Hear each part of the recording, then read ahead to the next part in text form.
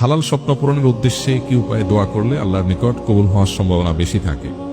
আপনার কোনো একটা বৈধ স্বপ্ন আছে, সুন্দর একটা চাওয়া আছে, অন্যায় কিছু না, এইটাকে আল্লাহর কাছ থেকে মঞ্জুর করাতে হলে আপনি কি করবেন? আমরা বেশিরভাগ মানুষ মনে করি দোয়ার এটা বোধহয় কোনো মন্ত্রের মতো, যে বিশেষ কোনো মন্ত্র শিখাই দিলাম, বললাম আর কাটাকাট হয়ে গেল। বিষয়টা সেরকম না।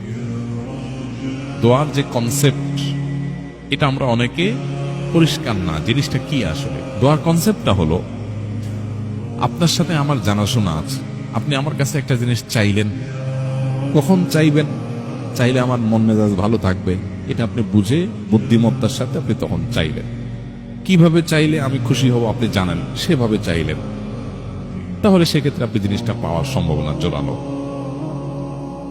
তাহলে মূল জিনিসটা হলো আপনার সাথে আমার সম্পর্কের ব্যাপারটা। আপনার সাথে আমার কোনো সম্পর্কের ব্যাপার নাই, পরিচয় নাই, জানাশোনা নাই, আস্থা নাই। আমি আপনাকে কিছু চাইলেই যে দেব সে ভরসাও আপনার নাই, কিন্তু আপনি এসে আমার সামনে একটা মন্ত্র পড়ে দিলেন আর আমি টপ করে আপনাকে দিয়ে দিব। বিষয়টা সেরকম না।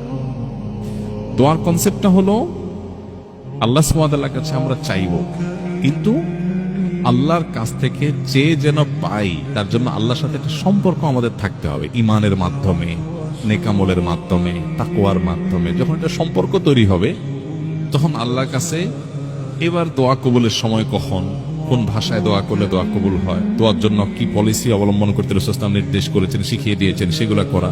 আগে দুরূদ পড়া, আল্লাহ প্রশংসা করা, বৈধ লিগ্যাল জিনিস চাওয়া, দোয়া কবুলের সময়ের ভিতরে জুমার দিন আসরের পরে দোয়া কবুল করা, তারপরে যায় আজানের সময় দোয়া কবুল হয়, আজান একমাত্র মধ্যবর্তী সময় দোয়া কবুল হয়, বৃষ্টির সময় দোয়া কবুল হয়, পাঁচ ওয়াক্ত নামাজের পরে দোয়া কবুল হয়, তাহাজ্জুদের সময় দোয়া কবুল হয়। দোয়া কবুলের বহু জায়গা আছে, বহু স্থানকাল পাত্র আছে, 30-40টা প্রায়।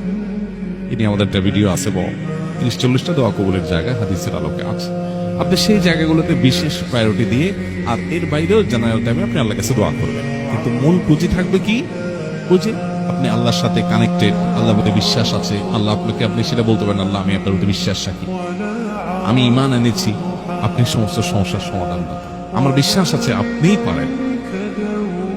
আল্লাহর কাছে সেভাবে যখন উপস্থাপন করবেন, তখন সেটা পাওয়ার সম্ভাবনা থাকবে। আপনার কোনো লিগ্যাল বা বৈধ কোনো জিনিস যেটা অন্যায় নয়, অন্যায্য নয়, পাপের বিষয় নয়, সেটা যখন আল্লাহর কাছে চাইবেন, এই যে আল্লাহর সাথে সম্পর্ক বিল্ড আপ করার চেষ্টা করবেন ঈমানের মাধ্যমে, তাকওয়ার মাধ্যমে, পাশাপাশি সুন্দর করে দুরূদ পড়ে, আল্লাহর প্রশংসা করে, কাঙ্ক্ষিত জিনিসটা পেশ করে তারপর আল্লাহর কাছে চাইবেন।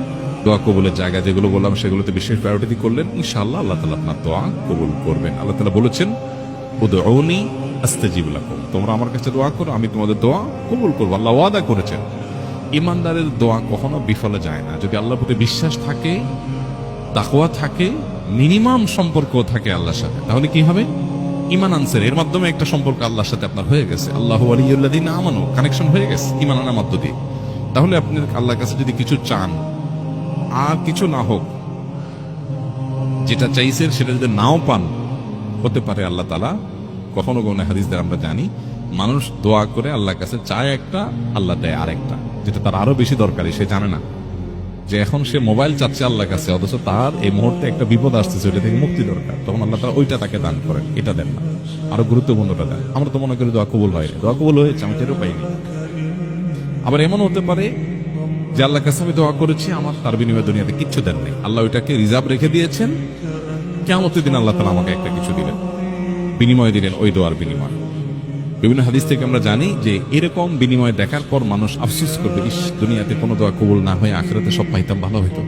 দুনিয়াতে অল্প সময়ের জন্য ছিল, এটা তো অনন্তকালের জন্য। এই জন্য ইমানদার কখনো দোয়া করতে অলস হবে না, কারণ ইমানদার দোয়া বিফলে যায় না যদি সে শর্ত পূরণ করে দোয়া করে। শর্ত কি? হালাল উপার্জন, হালাল ভক্ষণ থাকবে, আল্লাহ প্রশংসা, নবীর প্রতি দুরূদ প্রেরণ করে তারপর দোয়া পেশ করবে, বিনয়ের সাথে দোয়া পেশ করবে, মনোযোগের সাথে দোয়া পেশ করবে, অন্যায় কিছু দোয়াতে চাইবে না। এগুলো শর্ত। এই শর্তগুলো মেনটেন করে আপনি দোয়া করেন, নিশ্চিত দোয়া কবুল হবে ইনশাআল্লাহ তাআলা। কাঙ্ক্ষিত জিনিস যদি নাও পান, আপনি নিশ্চিত থাকবেন যে এই দোয়ার মাধ্যমে আপনার অন্য কোনো কল্যাণ আসবে, দুনিয়াতে হোক আর আখিরাতে হোক। দোয়া কখনো বিফলে যায় না। দোয়া এমন একটা জিনিস, করলেই লাভ, না করলেই লস। আল্লাহ তাআলা আমাদেরকে সবসময় দোয়ার প্রতি মনোযোগী হওয়ার তৌফিক নসিব করুন।